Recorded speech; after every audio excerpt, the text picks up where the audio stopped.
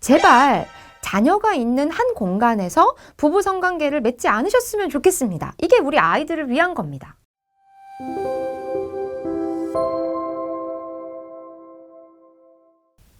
여러분 안녕하세요. 네, 오늘도 찾아왔습니다. 네, 저는 성교육상담센터 수매 대표인 정혜민 목사입니다. 반갑습니다.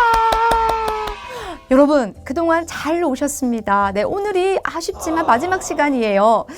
너무 아쉽지만 오늘 굉장히 중요한 이야기들을 또 좀 무겁지만 짚고 넘어가 보도록 하겠습니다. 제가 지난 시간에 예고는 드렸어요. 오늘 마지막으로 다룰 이야기는 뭐냐? 바로 요즘 사회적으로 굉장히 문제가 되고 있는 우리 아이들의 성 문제입니다. 네, 어떻게 봐서는 좀 마지막 시간에 이런 무거운 이야기를 한다는 것이 저도 좀 가슴 아프긴 하지만요.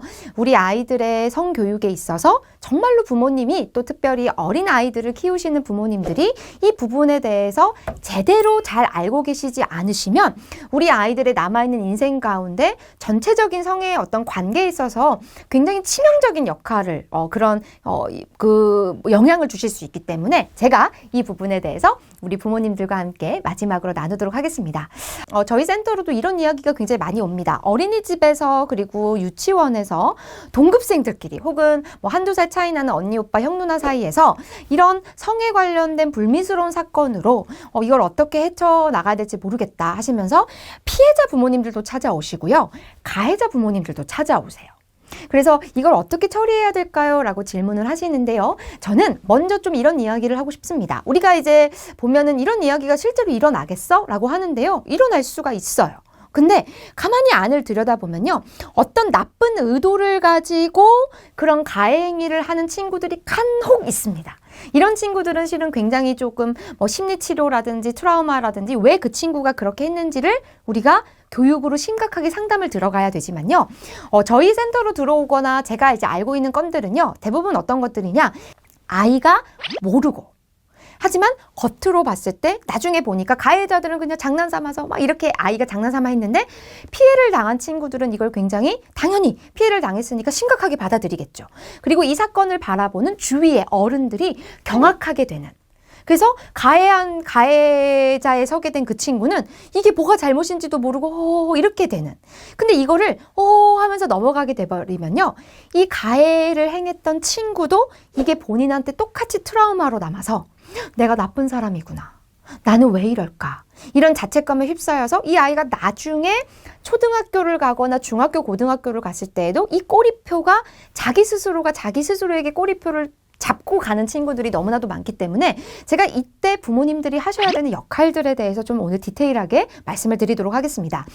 여러분, 저는 이렇게 찾아왔을 때 왜 우리 아이가 이런 일을 했을까요? 왜 우리 아이가 막 소꿉놀이 하자고 하면서 특별히 이제 남자친구들이 내가 아빠 할 테니까 네가 엄마 해? 그러더니 갑자기 그 여자아이를 바닥에 눕힌 거예요. 그래가지고 그 여자아이 위로 올라탄 거예요. 그래가지고 막 이렇게 레슬링 하듯이 이렇게 했는데 나중에 피해자가 이 얘기를 자기 엄마한테 한 거죠. 그러니까 부모님들은 부르르 떠는 거예요. 어머 우리 딸이 막 그런 일을 당했어. 근데 나중에 막상 이야기를 나눠보면 얘네는 실제로 진짜로 그냥 놀이를 한 것 이런 경우들이 상당히 많았거든요. 그럼 왜 이 친구가 아빠의 역할을 하면서 이렇게 했을까요? 여러분 여기서 좀 감이 오시나요? 저는 그랬을 때 가해 친구의 부모님들과 하고 상담하면서 제가 이렇게 가장 먼저 질문을 합니다. 혹시 아이와 함께 잠을 자시나요? 라고 질문을 해요. 그러고 나서 뭐라고 하냐면 아이가 같이 방에서 자는데 그 옆에서 부부관계를 맺으신 적이 있으신가요? 라고 질문을 던져요. 여러분 좀 감이 오시나요? 이게 뭐냐면 우리 아이들은요. 엄마 아빠와의 그 성관계를 사랑하는 부부간에서 일어나는 자연스러운 것으로 보지 않습니다. 그냥 놀이하나? 엄마 아빠가 왜 벌거벗고 저러고 계시지? 라고 아이들은 생각하고 저게 좀 좋아하거나 사랑하는 사람들 사이에서는 저렇게 하는 게 놀이인가 보다. 저게 사랑의 표현인가 보다. 라고 잘못 생각하는 경우들이 많다는 거예요. 그래서 실제로 제가 이런 행위를 했던 친구들하고 상담을 해보면요. 네가 어디서 그걸 보고 친구한테 했어? 라고 물어보면 엄마 아빠가 그렇게 하고 있는 걸 봤어요. 라고 말하는 친구들이 많다는 거죠. 자, 그렇다면 이런 경우에서 누구의 문제일까요? 저는 이 아이의 문제라고 보지 않습니다. 실은 부모님들이 실수하시는 거예요. 잘못하신 겁니다. 그래서 저는 뭐라고 좀 말씀을 드리고 싶냐면요. 제발 자녀가 있는 한 공간에서 부부 성관계를 맺지 않으셨으면 좋겠습니다. 이게 우리 아이들을 위한 겁니다. 그래서 정말로 부부간에 그런 뜨거운 시간을 가지고 싶으실 때에는요, 자녀를 재우고 다른 방에서 하신다거나, 그때에도 항상 방문은 걸어 잠그셨으면 좋겠고요. 아이가 집에서 같이 있을 때에는 과한 소리나 어떤 과한 그런 것들을 가지고 아이를 자극할 수 있는 상황을 만드시지 않으셨으면 좋겠고요. 집에서 할 수 있는 여건이 안 되신다 그러면 전 노골적으로 이렇게 말씀드려요. 요즘 숙박업소가 얼마나 잘 되어 있습니까? 거기가 퇴폐업소가 아닙니다, 여러분. 그래서 호텔을 가셔도 되고 모텔을 가셔도 되고, 그런 식으로 좀 자녀가 어느 정도 커가는 단계에 맞춰서 부부들의 성관계를 할 수 있는 구체적인 방법에 대해서 부부끼리 대화를 해보셨으면 좋겠다라는 말씀을 드리고요.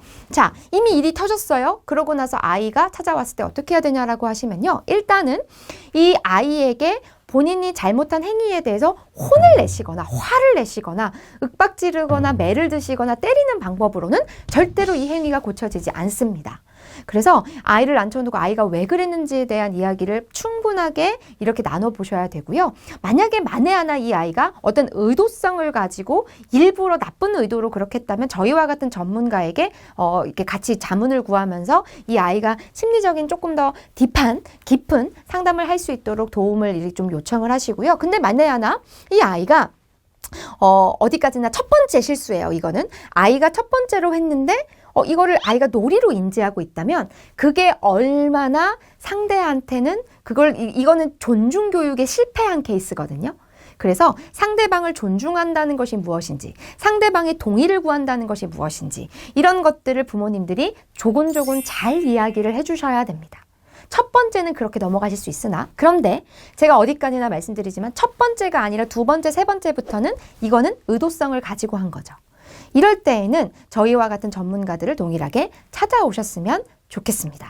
그리고 우리 가족들 안에서도 그런 일이 가슴 아프지만 일어날 수 있습니다. 저희 요즘 센터에 찾아오는 친구들 중에는요, 남매 간에 이런 일을 가지고 찾아오는 케이스들이 종종 발생하기 시작했습니다. 코로나 때문에 집안에만 있다 보니까 엄마 아빠는 안 계시고 남매끼리 있다가 자기들끼리 몸을 만진다거나 이걸 놀이처럼 생각하는 경우가 있는데, 이런 경우에는요, 부모님들이 막 경악을 하세요. 어떻게 가족들끼리 이럴 수 있어? 라고 하실 수 있겠지만 제가 말씀드렸잖아요. 이거를 단순하게 첫 번째는 놀이로 할 수도 있는데, 물론 이게 잘했다는 건 아니지만 또 매를 드시거나 이렇게 하시지 마시고 조용히 저희와 같은 전문가들을 찾아오셔서, 그럼 저희는 따로따로 또 상담을 진행하고 부모님과도 상담을 같이 진행하고 있거든요. 그러니까 이런 부분에 대해서 사건이 터졌을 때 너무 경직된 상태에서 우리 아이를 과하게 혼내려고 한다거나, 또 한편으로는 또 반대로 또 나타나는 증상이 뭐냐면 과하게 우리 아이가 아무 잘못 없다고 덮으려고 하시는 분들이 계세요. 이것도 잘못된 겁니다. 이거를 자녀의 어떤 그런 행위에 대해서 어린애들이 그럴 수도 있지, 뭘 저거 가지고 저렇게 호들갑을 떨어? 이런 태도가 우리 아이들에게 또 굉장히 치명적인 영향을 끼칠 수 있다는 사실을 인지하시고요. 이 부분에 대해서 적절하게 균형을 이루시면서 훈육은 반드시 훈계는 들어가야 하지만 이 아이가 이 잘못된 개념에 대해서 다시 한번 따뜻하게 받아들이고 따뜻하게 이것을 다시 짚어나갈 수 있도록 따뜻한 태도는 유지하시되 굉장히 차갑게 아닌 건 아니라고 이야기할 수 있는 매서움도 같이 가야 된다. 이것을 우리 부모님들께서 염두에 두시고요. 이게 너무 어렵다 하시면 언제든지 저희 센터와 같은 센터의 문을 두드려 주셨으면 좋겠습니다. 저희 센터 같은 경우에는요, 성교육 상담센터 숨, 그러니까 너무 길죠? 카카오톡에서요, 숨센터라고 그냥 검색만 하시면 저희 센터가 뚝 하고 뜹니다.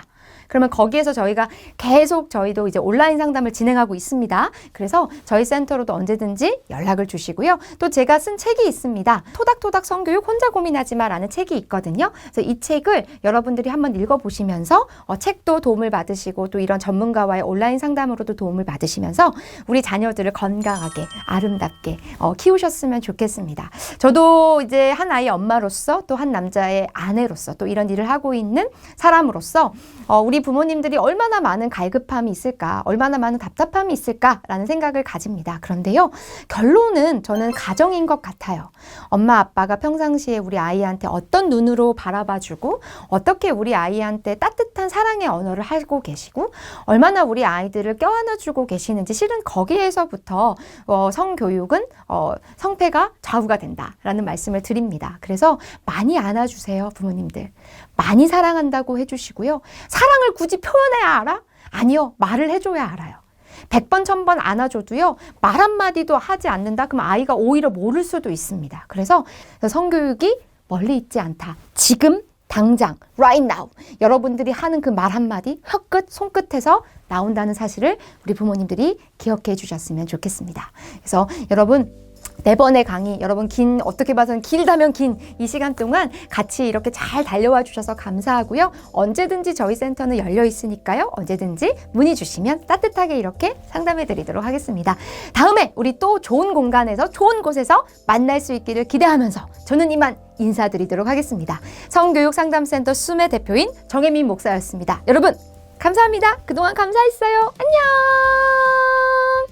짠.